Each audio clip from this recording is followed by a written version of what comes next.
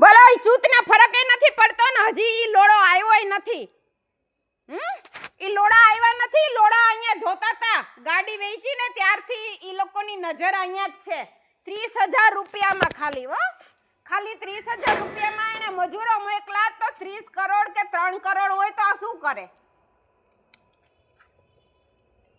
આમ જો અમારા કૂતરાને અમે ઘરની બહાર નીકળીએ ને, બોલો મારી પ્રોપર્ટી એટલે બે વચ્ચે એક વોલ હતી ને, બેની વચ્ચે એક વોલ હતી.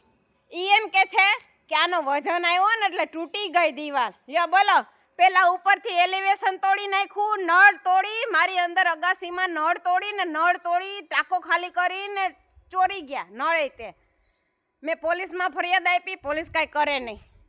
આ ભાઈ આ છે ને આના એ રિકન્સ્ટ્રક્શન કરવું છે.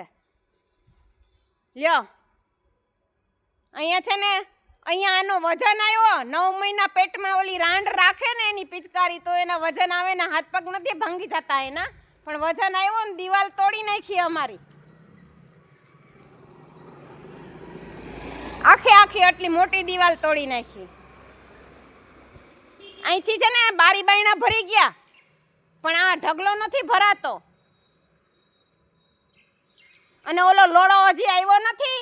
ઈ લોડો અહીંયા જ ઊભો હોય. અહીંયા તો બુબી ઈ લોડો અહીંયા ઊભો હોય. અહીંયા ઊભો આમ જોવે આપણા પાર્કિંગમાં.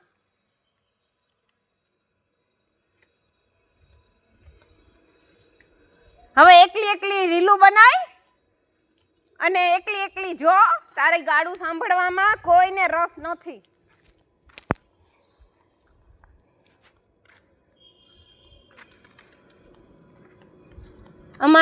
અમને વેશ્યા કે છે. બોલો, મને વેશ્યા કે છે. મને એમ કે છે કે તું વેશ્યા છે. હું આવી અહીંયા ઊભી રહી, હું આવી અહીંયા આખો દિવસ, હું આવી તમારા બેડરૂમ પાસે. હે, તમે બેડરૂમમાં સૂતા હોય તમારા ઘરવાળા ભેગા, તો ત્યાં દિવાલે આવીને અમે બેઠા ઘડી. તમે સૂતા હોય, બીમાર હોય, એના લીધે તમે બીમાર હોય, તમે સૂતા હોય તો ત્યાં ટોળા વળીને બેસી ગયા હોય. અમે આવ્યા, તમે બેડરૂમમાં ચોથતા હોય ત્યારે ત્યાં દિવાલે બેસવા ને અવાજ કરવા.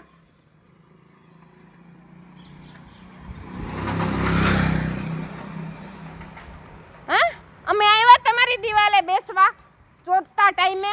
ચોદવું તો બહુ ગમે ને.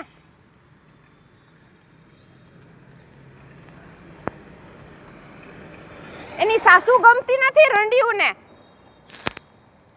આજે મારું બુબુ કેવી રીતે ચાલે છે. બનાય રીલું. અહીંયા છે ને સમાજમાંથી તને કાઢવાની છે. બોલો, મને સમાજમાંથી કાઢવાની છે. ઓલો નવસીન એમ કે છે કે આખી સોસાયટીએ આના વિરુદ્ધ મને ફરિયાદ આપી છે અને મારે એ ફરિયાદ કલેક્ટર ઓફિસમાં પહોંચાડવાની છે. તો પોતે કેમ નથી જતા કલેક્ટર ઓફિસ? અહીંયા જ છે, જોઈ નથી? એમએલએને બોલાવી આવો તમને તકલીફ હોય તો. ભૂખડી બારસુ ગુંડાઓ છે, રૂપિયાવાળા ગુંડા છે. એને એની વાઈફને છે ને દર મહિને ખાવા દેવી છે પનીરનું શાક. એને ફરવા જવું છે 50 લાખની ગાડીમાં. પૈસા છે નહીં. 50 લાખની ગાડીમાં જવું છે. એને છોકરાને ઇન્ટરનેશનલ સ્કૂલમાં ભણવું છે, પણ રૂપિયા નથી.